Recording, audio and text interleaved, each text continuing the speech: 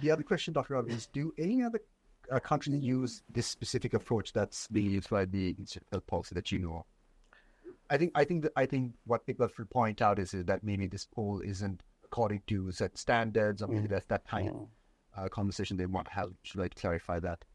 Yes, I think this is I think I mentioned before when we first met that this is a technical issue that maybe needs some explanation.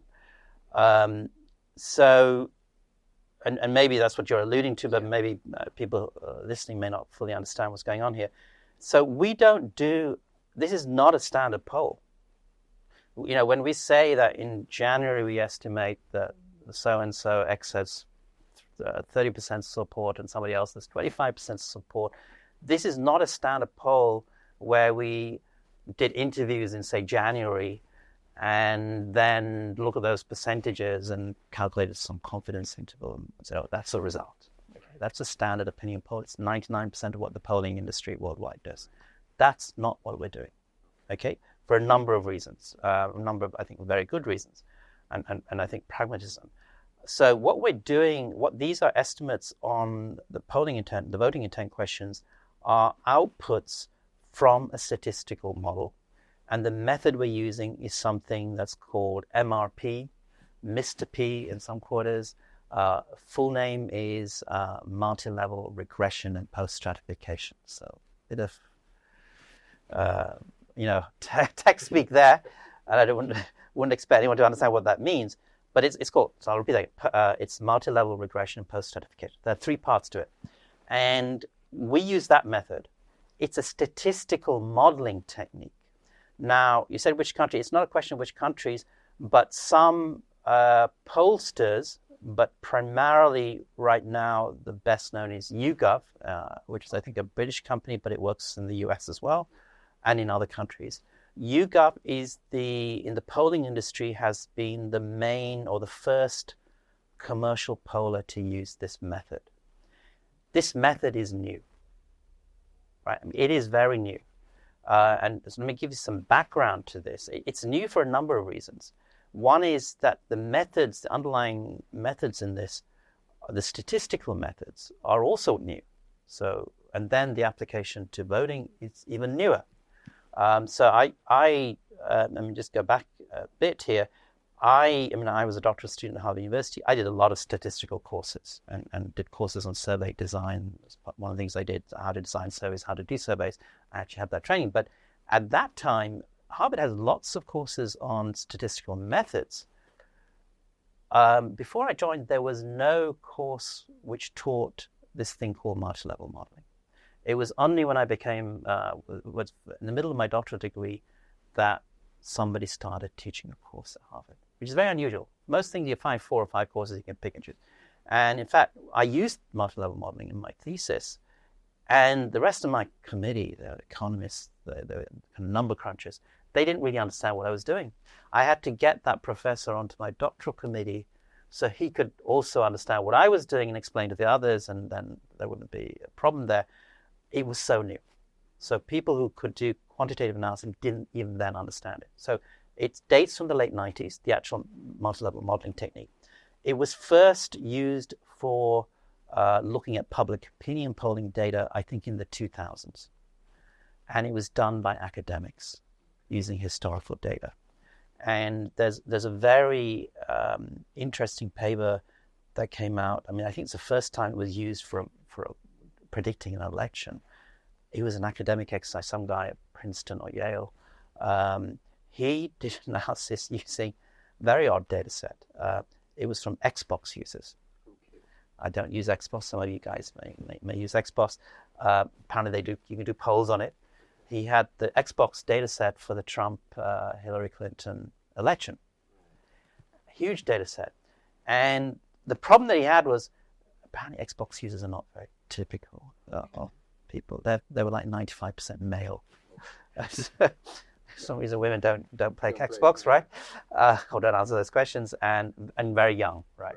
So not a representative of the US electorate. But he used this method to deal with that problem, and I'll explain later what this method is. And he got a result which was better than most opinion polls. This is for 2016. For the 2016 election. So this was an academic exercise. What happened the following year, 2017, I think, YouGov, which is a commercial polling firm, then used this method MRP in looking at the British general election that year. I think it might have been Theresa May's election victory. I get lost in a lot of changes those days. Yes. And YouGov did this as an experiment. They did their traditional polling and published that every day or every week. And then they did this as a separate exercise and published that and said, look, no, this is our MRP estimate. It's different to our standard poll, but we're giving it to you. And it turned out that the YouGov MRP poll or prediction was far more accurate than their regular poll and than most opinion polls in the UK. They were the only ones really fully to get the election result. And then the other reason that YouGov had done this, which is gets to why we might want to do this, other than that it might be more accurate. YouGov wanted, so typical opinion polls in the UK, 2,000 people. 5,000 would be a huge poll, right? But the election in the UK is actually 650 separate elections at the constituency level, right?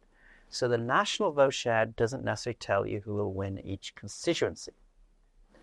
And so YouGov's problem was, and there's a problem that Post has always had, how do we predict results in each of the 650 constituencies when we cannot possibly afford to do a poll of 1,000 people in every constituency? That would be 500,000 people, that no one has that kind of money, resources, and then they use this method to do this. So this method allowed them to predict at individual constituency level with a much smaller sample.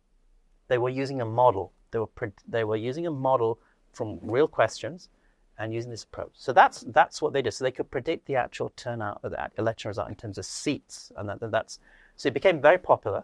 There was a lot of publicity at the time that they got it right, and I think the fact that the Conservatives were going to win with such a significant majority at the time. And then they've used it in the US, they've used it in the recent Australian elections, they're doing it now in Spain. They're the main commercial proponent, but this method is, as I said, has strong academic roots, and academic researchers have been using this for about 15 years now. But it's quite new. So I would say typically, if you read polls in the US or UK, this is probably 1 or 2% of your polling data consumption. Right. One of the questions is, we kind of covered this, so I just want you to just what is the sample size and how was it chosen? So there's two sides. So the sample size you touched on, and so I need to explain the method there, yes. Yeah.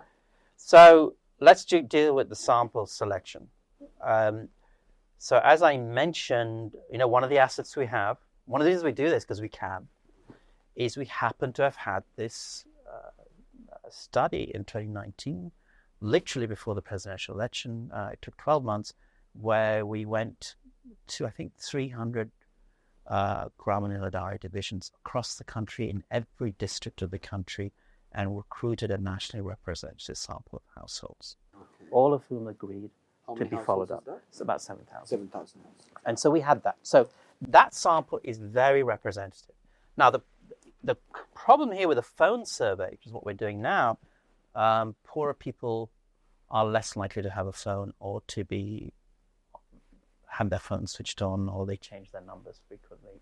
So when we polled that group, and it is the people who eventually answer, not everyone. So we can reach about 75% of those people from 2019, but the ones who don't respond or don't get into the survey tend to be poorer. So that's the first thing you should know. The other thing is that because it's now 3-4 years later, we don't have any 18-year-olds, 19-year-olds, 20-year-olds in that sample. So that's the issue.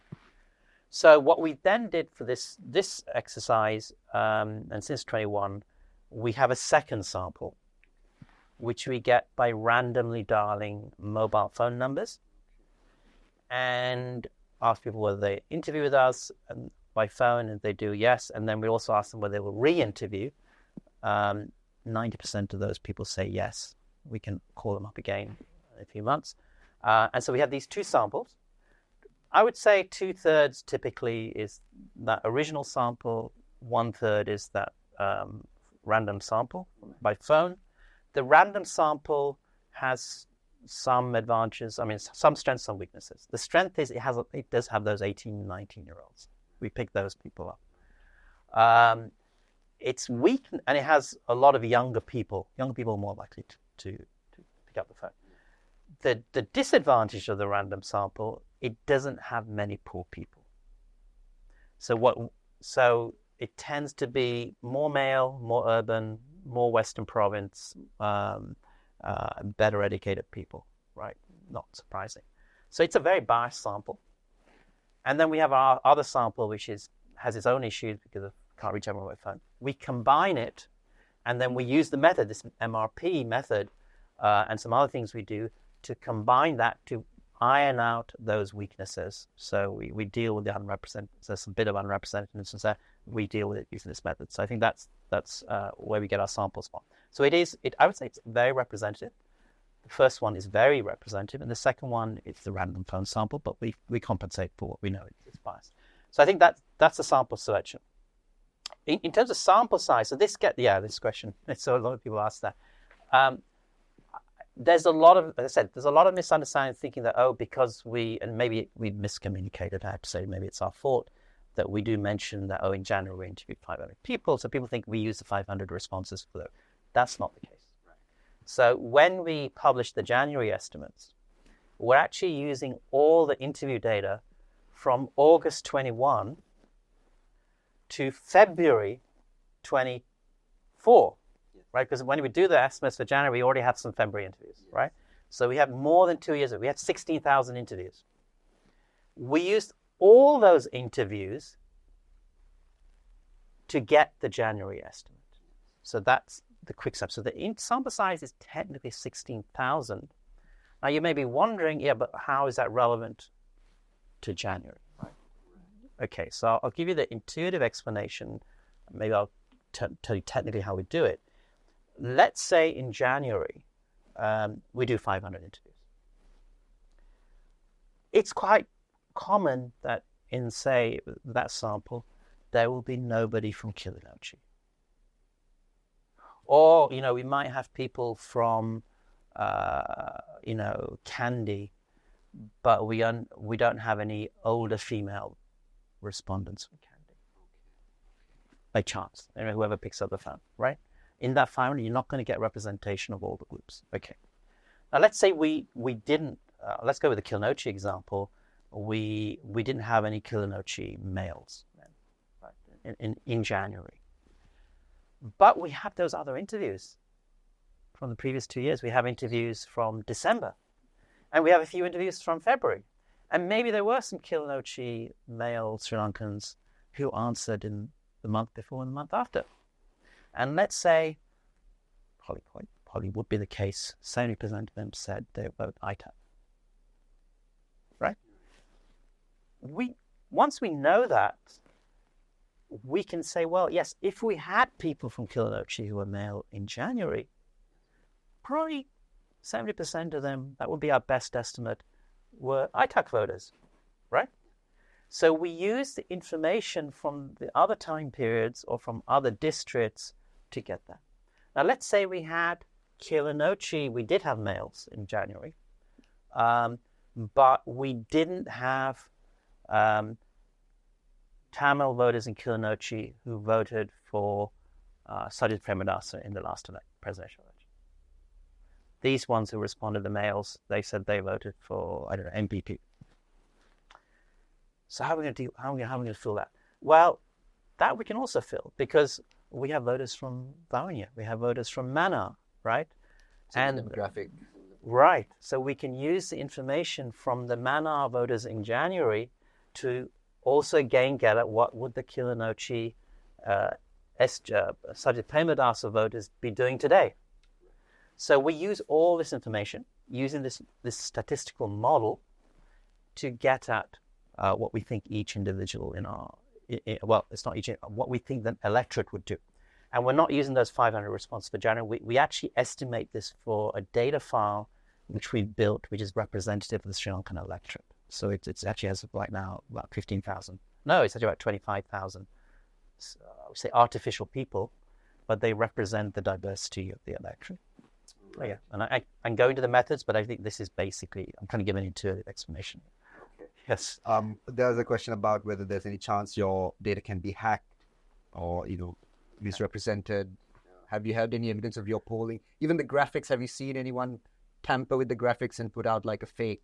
If you haven't seen it, you haven't seen it. It's fine. I don't think it's happened. I haven't seen it. I haven't seen it. I mean, we careful to put our logo on it with the footnotes in case people copy the image. So we do that deliberately. I mean, we definitely see lots of misinterpretation or people spinning it. We tend to avoid commenting on that because, we feel our duty here is just to put the numbers out and it's up to society to interpret.